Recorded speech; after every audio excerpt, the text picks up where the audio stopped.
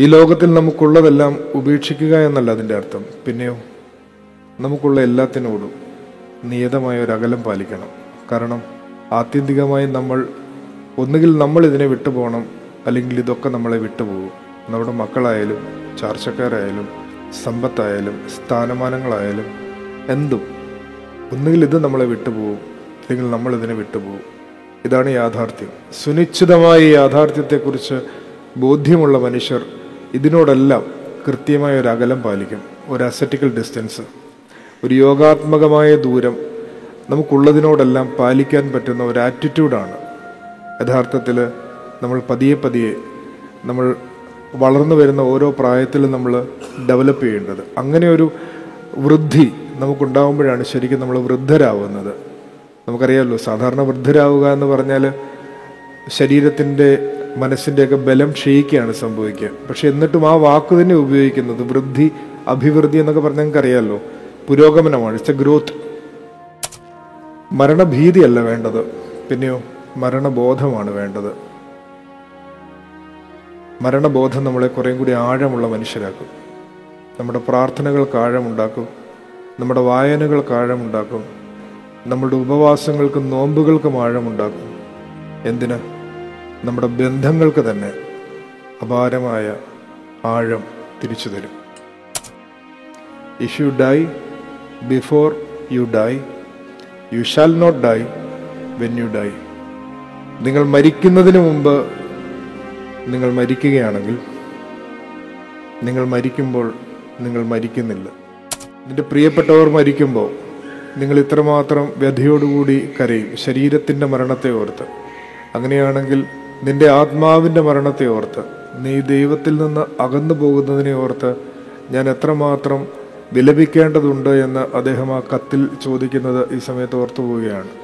അപ്പോൾ ശരീരത്തിൻ്റെ മരണത്തേക്കാൾ കുറേ കൂടി ഗൗരവതരമായിട്ട് നമ്മുടെ സഭാ പാരമ്പര്യത്തിൽ കണക്കാക്കുന്നതാണ് ആത്മീയ മരണം, ദൈവത്തിൽ നിന്നുള്ള മനുഷ്യൻ്റെ അകന്നുപോക്ക് എന്നുള്ളത്. ദൈവതിരുനാമത്തിന് മഹത്വം ഉണ്ടായിരിക്കട്ടെ. പരിശുദ്ധമായ 3 നോമ്പ് അവസാനിക്കുകയും പരിശുദ്ധമായ വലിയ നോമ്പിലേക്ക് നാം പ്രവേശിക്കുകയും ചെയ്യുന്നതിന് മുമ്പുള്ള ഈ ഇടക്കാലം 2 ഞായറാഴ്ചകളിലും നാം ഓർമ്മിക്കുന്നത് വാങ്ങിപ്പോയ ആചാര്യന്മാരെയും വാങ്ങിപ്പോയ സകല പൂർവിക മാതാപിതാക്കളെയും സഹോദരങ്ങളെയുമാണ്. മരണത്തെക്കുറിച്ചും മരണാനന്തര ജീവിതത്തെക്കുറിച്ചുമൊക്കെ കൃത്യമായൊരു ഓർമ്മപ്പെടുത്തൽ നൽകിക്കൊണ്ടാണ് ഈ 2 നോമ്പുകൾക്കും ഇടയിലുള്ള ഈ കാലം നമ്മോട് സംവദിക്കുന്നത്. പൗരസ്ത്യ ഓർത്തഡോക്സ് സഭയിൽ മനുഷ്യൻ്റെ അവസ്ഥകളെക്കുറിച്ച് ജീവിതവും മരണവുമെന്ന ആ ജീവിതത്തിലെ മനുഷ്യാവസ്ഥകളിലെ ഏറ്റവും പ്രധാനപ്പെട്ട 2 സന്ദർഭങ്ങളെക്കുറിച്ചും കൃത്യമായ കാഴ്ചപ്പാടോടുകൂടി വിശദീകരിച്ചിരിക്കുന്നത് ഇങ്ങനെയാണ്.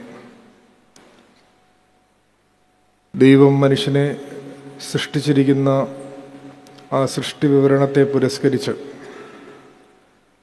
പ്രത്യേകിച്ചും ഉൽപ്പത്തി പുസ്തകത്തിൻ്റെ പ്രതിപാദ്യത്തെ അനുസരിച്ച് 3 തലങ്ങളിലായിട്ടാണ് മനുഷ്യാവസ്ഥയെ നിർവചിച്ചിട്ടുള്ളത്. 1, the fundamental position of the church that God created everything ex nihilo, from nothing. ശൂന്യതയിൽ നിന്നാണ് ദൈവം സകലവും സൃഷ്ടിച്ചിരിക്കുന്നത്. ഭൂമി പാഴും ശൂന്യവുമായിരുന്നു എന്ന് പറഞ്ഞു തുടങ്ങുന്ന ആ തിരുവെഴുത്ത് നമ്മളെ ഓർമ്മിപ്പിക്കും വിധമാണ് ഒന്നുമില്ലായ്മയിൽ നിന്ന് ഞങ്ങളെ സൃഷ്ടിച്ചവനെന്ന നമ്മുടെ ആരാധനയിൽ നമ്മളെ ഓർമ്മിപ്പിക്കുന്ന വിധം ആദ്യത്തെ അടിസ്ഥാന പാഠമായി നൽകുന്നത് ഇല്ലായ്മയിൽ നിന്ന് ദൈവം ഉളവാക്കിയതാണ് സൃഷ്ടി എന്നുള്ള പാഠമാണ്. രണ്ടാമതായി പറയുന്നത് God created human beings in His own image and placed them within a paradisical world where there was neither death nor suffering of any kind. കഷ്ടതകളും മരണവുമില്ലാത്ത ഒരു പരദീസ അനുഭവത്തിലേക്കാണ് ദൈവം തൻ്റെ സ്വരൂപത്തിലും സാദൃശ്യത്തിലും മനുഷ്യനെ സൃഷ്ടിച്ചു എന്നുള്ള പാഠമാണ് ഓർത്തഡോക്സ് സഭാവിചാരത്തിൽ രണ്ടാമതായി സൃഷ്ടിയെക്കുറിച്ചും പ്രത്യേകിച്ച് മനുഷ്യ സൃഷ്ടിയെക്കുറിച്ചും പരാമർശിക്കുന്നത്. മൂന്നാമത്തേത്, we must also keep in mind another important belief of the Ecclesia, the Church, that a human being is a psychosomatic unity. ആത്മാവും ശരീരവും ചേർന്ന ഒരു എൻറ്റിറ്റിയായിട്ട്, ഒരു അസ്തിത്വമായിട്ടാണ് ഓർത്തഡോക്സ് സഭകളിൽ മനുഷ്യ സ്വരൂപത്തെ നിർവചിച്ചിട്ടുള്ളത് എന്നുള്ളൊരു ഓർമ്മപ്പെടുത്തൽ ഇവിടെ നിൽക്കുന്നുണ്ട്.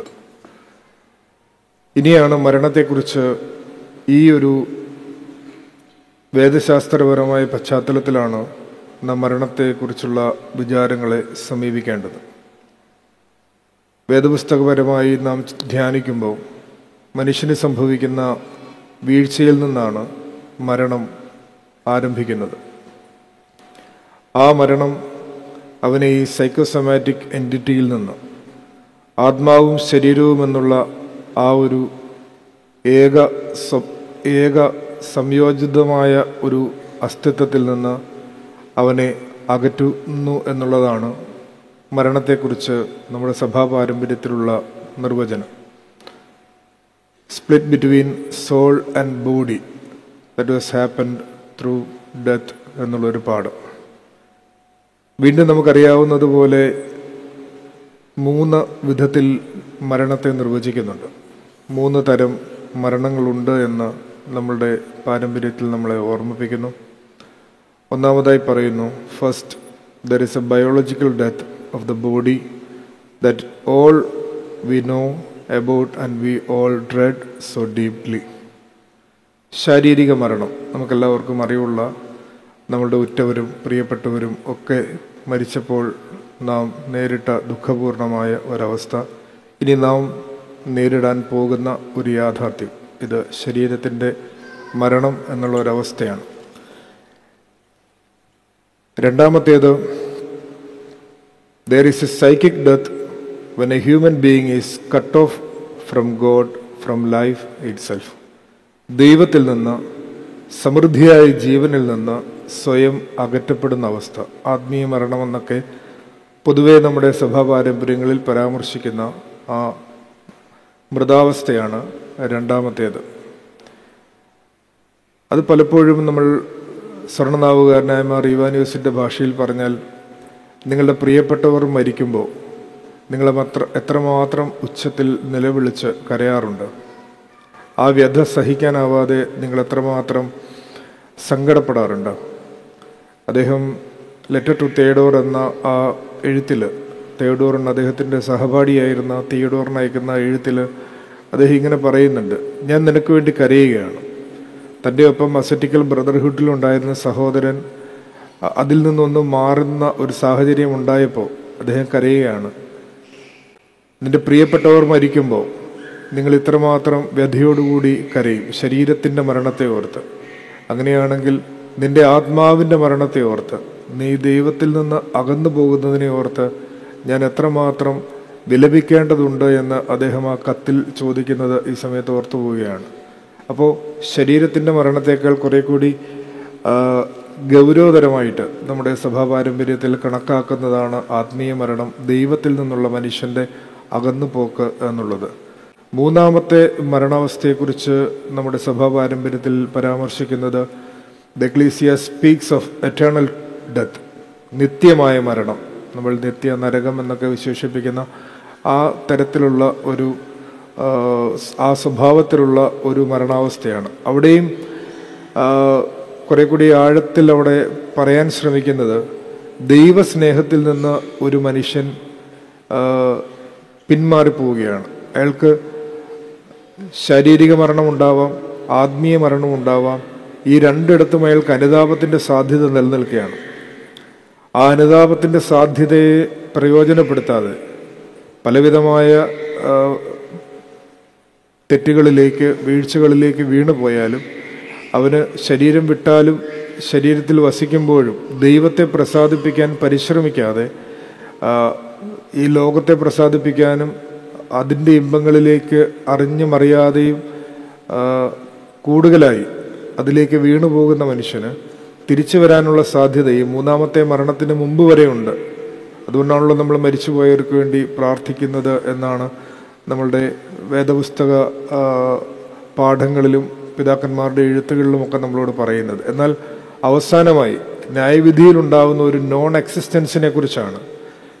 അത് സൃഷ്ടി ആരംഭിക്കുന്നതിന് മുമ്പുണ്ടായിരുന്ന ആ പാഴും ശൂന്യവുമായിരുന്ന എക്സ് നിഹിലോ എന്ന് പറയുന്ന ഒന്നുമില്ലായ്മയിലേക്ക് വീണ്ടും മനുഷ്യൻ്റെ അസ്തിത്വം വലിച്ചെറിയപ്പെടുന്ന ഒരു സാഹചര്യം. നമ്മൾ അതിനെയാണ് വളരെ കാൽപ്പനികമായിട്ട് കർത്താവ് പറയുന്നത്. നമ്മൾ വായിച്ച ഏവെങ്കിലും പറയുന്നത് അവിടെ കരച്ചിലും പല്ലുകടിയും ഉണ്ടാവും, അവിടെ അന്ധകാരമായിരിക്കും എന്നൊക്കെ പറയുന്നത് മനുഷ്യൻ്റെ ഭാഷയുടെ പരിമിതിയിൽ നിന്നുകൊണ്ട് അതിനെ എക്സ്പ്രസ് ചെയ്യാൻ ശ്രമിക്കുന്നതാണ്. ലിറ്ററലായിട്ട് അതിനെ എടുക്കേണ്ട കാര്യമില്ല. മനുഷ്യന് പിന്നെ വേറൊരു അസ്തിത്വമില്ല, ഒരു ബീയിങ് ഇല്ല. ദൈവത്തിൽ നിന്ന്, ദൈവസ്നേഹത്തിൽ നിന്നകന്ന് അവനൊരു അസ്തിത്വമില്ല എന്നുള്ളതാണ് ഈ എറ്റേണൽ ഡെത്ത് എന്നുള്ളത് കൊണ്ട് വിവക്ഷിക്കുന്നത്. കാരണം ആ ഒരു നോൺ എക്സിസ്റ്റൻസ് സംഭവിക്കുന്നത് ഇവൻ്റെ എക്സിസ്റ്റൻസ് ദൈവസ്നേഹത്തിലായതുകൊണ്ടാണ്. നിന്റെ നിരുപമമായ സ്നേഹത്താൽ ഒന്നുമില്ലായ്മയിൽ നിന്ന് ഞങ്ങളെ സൃഷ്ടിച്ചെടുത്ത എന്ന് ആരാധനയിൽ പറയുന്നത്. ആ ദൈവസ്നേഹത്തിൽ നിന്നാണ് നമ്മുടെ സൃഷ്ടിയുടെ, നമ്മുടെ എല്ലാവരുടെയും അസ്തിത്വം നിലനിൽക്കുന്നത്. അപ്പോൾ അതിൽ നിന്ന് അകന്നു പോകുന്നത് ആത്മീയ മരണവും അതിൽ നിന്ന് ഇല്ലായ്മയായിത്തീരുന്നത് നിത്യമായ ഒരു അവസാനവുമായിട്ട് നമ്മുടെ സഭാ പാരമ്പര്യത്തിൽ നമ്മളെ പഠിപ്പിക്കുന്നുണ്ട്. എൻ്റെ വാക്ക് അവസാനിപ്പിക്കുകയാണ്. പൗരസ്ത്യ സഭകളുടെ ഒരു ആശ്രമത്തിൽ അതിൻ്റെ കവാടത്തിൽ എഴുതി വച്ചിരിക്കുന്ന മനോഹരമായൊരു വരിയുണ്ട്. അതിങ്ങനെയാണ്: if you die before you die, you shall not die when you die. If you die before you die, you shall not die when you die. നിങ്ങൾ മരിക്കുന്നതിന് മുമ്പ് നിങ്ങൾ മരിക്കുകയാണെങ്കിൽ നിങ്ങൾ മരിക്കുമ്പോൾ നിങ്ങൾ മരിക്കുന്നില്ല. എന്തായിരിക്കും അതിൻ്റെ അർത്ഥമെന്ന് നിങ്ങൾക്കറിയാം. ഈ ലോകത്തിന് മരിച്ചവരായിരിക്കാനുള്ള ഒരു ആഹ്വാനം നമ്മുടെ കർത്താവ് നമ്മളോട് നൽകിയിട്ടുണ്ട്. You are in the world but not of the world എന്നൊക്കെ പറഞ്ഞിട്ട് നിങ്ങളെ ലോകത്തിൽ നിന്ന് ഞാൻ തിരഞ്ഞെടുത്തുവെന്ന് കൃത്യമായി നമ്മളോട് പറഞ്ഞിട്ടുണ്ട്. നിങ്ങൾ ലോകസംബന്ധികളല്ല എന്ന് പറഞ്ഞിട്ടുണ്ട്. ഈ ലോകത്തിൽ നമുക്കുള്ളതെല്ലാം ഉപേക്ഷിക്കുക എന്നല്ല അതിൻ്റെ അർത്ഥം. പിന്നെയോ നമുക്കുള്ള എല്ലാത്തിനോടും നിയതമായ ഒരു അകലം പാലിക്കണം. കാരണം ആത്യന്തികമായി ഒന്നുകിൽ നമ്മൾ ഇതിനെ വിട്ടുപോകണം, അല്ലെങ്കിൽ ഇതൊക്കെ നമ്മളെ വിട്ടുപോകും. നമ്മുടെ മക്കളായാലും ചാർച്ചക്കാരായാലും സമ്പത്തായാലും സ്ഥാനമാനങ്ങളായാലും എന്തും ഒന്നുകിൽ ഇത് നമ്മളെ വിട്ടുപോകും, അല്ലെങ്കിൽ നമ്മളിതിനെ വിട്ടുപോകും. ഇതാണ് യാഥാർത്ഥ്യം. സുനിശ്ചിതമായ ഈ യാഥാർത്ഥ്യത്തെക്കുറിച്ച് ബോധ്യമുള്ള മനുഷ്യർ ഇതിനോടെല്ലാം കൃത്യമായ ഒരു അകലം പാലിക്കും. ഒരു അസെറ്റിക്കൽ ഡിസ്റ്റൻസ്, ഒരു യോഗാത്മകമായ ദൂരം നമുക്കുള്ളതിനോടെല്ലാം പാലിക്കാൻ പറ്റുന്ന ഒരു ആറ്റിറ്റ്യൂഡാണ് യഥാർത്ഥത്തിൽ നമ്മൾ പതിയെ നമ്മൾ വളർന്നു വരുന്ന ഓരോ പ്രായത്തിലും നമ്മൾ ഡെവലപ്പ് ചെയ്യേണ്ടത്. അങ്ങനെ ഒരു വൃദ്ധി നമുക്കുണ്ടാകുമ്പോഴാണ് ശരിക്കും നമ്മൾ വൃദ്ധരാകുന്നത്.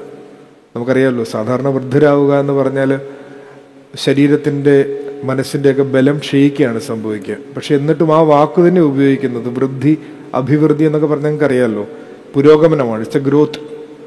ഒരാൾ വൃദ്ധനാവുക, വൃദ്ധയാവുക എന്ന് പറഞ്ഞാൽ ഈ ആന്തരികമായ ബോധ്യങ്ങളിൽ അയാൾക്കുണ്ടാവുന്ന വർദ്ധനവിനെ ആശ്രയിച്ചാണ് അയാളെ യഥാർത്ഥത്തിൽ വൃദ്ധ എന്നൊക്കെ പറയാൻ പറ്റും. അതുകൊണ്ടാണ് ബാലന്മാരിൽ വൃദ്ധന്മാരും വൃദ്ധന്മാരിൽ ബാലന്മാരും ആ ചപലത ഇപ്പോഴും ബോധത്തിന് ആഴക്കുറവുള്ള മനുഷ്യരായിട്ട് പ്രായമെത്തിയിട്ടും നിലനിൽക്കുന്നു എന്ന അർത്ഥത്തിലാണ് അതൊക്കെ ഉപയോഗിക്കുന്നത്. അതുകൊണ്ട് നമ്മളിങ്ങനെ ഓരോ ചുവടും വയ്ക്കുന്നത് ശരീരത്തിൻ്റെ മരണത്തിലേക്കാണ്.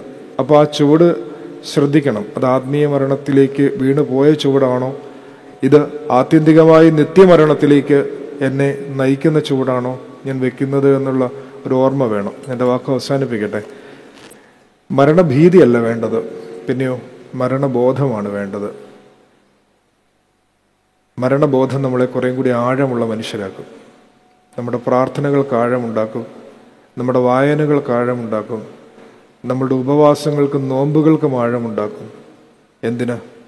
നമ്മുടെ ബന്ധങ്ങൾക്ക് തന്നെ അപാരമായ ആഴം തിരിച്ചു തരും. ദൈവം അനുഗ്രഹിക്കട്ടെ.